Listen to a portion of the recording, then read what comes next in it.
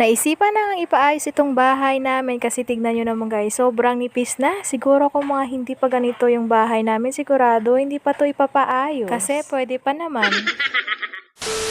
Samahan nyo nga ako guys dahil ipapakita ko nga muna sa inyo yung dati naming bahay kung gaano na siya kaluma at kung gaano na siya kanipis. Mahigit 10 years na nga pala itong bahay namin. Grabe, sobrang nipis na niya kaya tignan nyo guys. Kahit tutusukin lang nga ng daliri mo ay kitang kita na yung labas. Kung titignan mo naman sa labas parang okay pa naman siya at parang matibay pa naman. Pero kapag nasa loob ka na makikita mo talaga yung sikat ng araw. Plywood nga yung nilagay sa aming bahay at saka nilagyan ng kawayan para matibay yung kapit ng plywood. Pero dahil sa katagalan na at luma na ay kailangan na talaga tong palitan. Ipapahalo block nga ito para pang matagalan na talaga. Pero bago mo na yan, kailangan mo na tanggalin tong mga luma na. Grabe guys, kita yun naman kung gaano na to kaluma at kitang kita na talaga yung sikat ng araw sa loob ng bahay namin. Nagdadalawang isip pa nga sila dito kung ipapaayos ba to o hindi. Kasi pwede pa naman matirahan.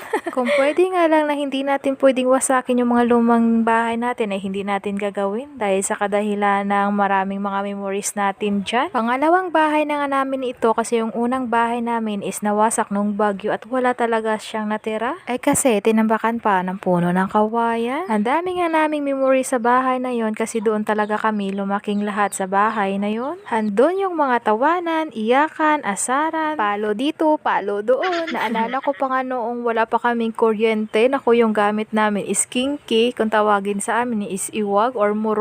At sakto 6 PM ng hapon, kailangan talaga is nasa loob ka na ng bahay at yung mga kinky is napreparar mo na. At kailangan nakapaglinis na kayo ng katawan nyo bago pumasok sa loob ng bahay. Grabe, kahit ganun, walang kuryente pero sobrang saya talaga namin sa mga oras na yon at sa panahon na yon na hindi talaga mapapantayan ngayon. Yung tipong kakain kayo ng sabay tapos yung ulam nyo is gulay. At kapag tapos ng kumain, masigligpit ng pinagkainan at kung sino yung nakatuka sa paghuhugas, edi siya yung maghuhugas. At minsan, nagsasakit-sakitan pa para hindi mapag-utusan. At ito na nga guys, pinagtanggal ko muna itong mga kanik-anikan ko dito sa aming bahay. Sayang naman kasi kapag itapon, bagong ligo nga ako dyan kaya fresh yung atin nyo. Maganda naman sana yung kawayan na bahay kasi parang antiko siya, tignan. Kasi pag hollow block is forever na talaga yan na hindi masisira, hindi naman sa forever pero mas matagal at mas matibay. Kung ako nga lang is mas gusto ko nga yung kawayan na bahay kasi hindi yun mainit sa loob. Grabe, sobrang laki ng bahay namin guys. Pero 4 lang kami nakatira dito. Ako, si nanay, si tatay at saka yung pamangkin ko na isa. At sa susunod, 3 na lang sila dito kasi ako may sarili na ring bahay. Pero matagal-tagal pa naman yun. Iba pa rin kasi kapag may sarili kang bahay. Yung tipong malaya ka kung ano yung gusto mong gawin sa bahay mo. Kung susunugin mo ba o hindi. Siyempre, joke lang. At grabe guys, tignan nyo kung ano yung meron sa bahay namin. Ako, kinain na pala ng parang agay ay kung tawagin dito sa amin or bukbuk kung tawagin sa iba. At may anay pa, Diyos ko, hindi na talaga pwede tong patagalin pa ang bahay namin. Ang dami nga nilang gustong gawin dito sa bahay pero ang problema is yung financial. Ang sabi nga namin, bigyan nyo kaya kami ng financial para mas mapalaki pa tong bahay.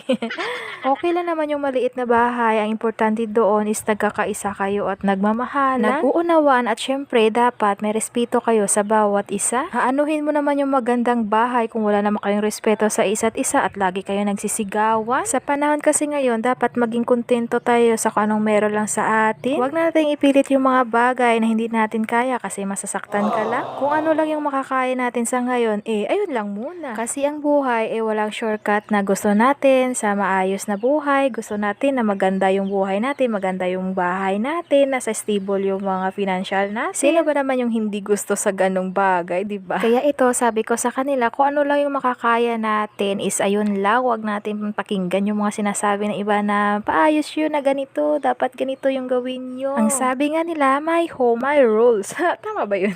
By the way, nilalagyan nga nila ng ganito para dito daw ilagay yung hollow block. Para daw kinabukasan, mag-asinta na lang sila ng hollow block. Hindi talaga biro kapag nagpapagawa ka ng bahay, no? Kailangan talaga is matibay yung kapitan ng ating hollow block. At hanggang dito na lang muna, bukas uli.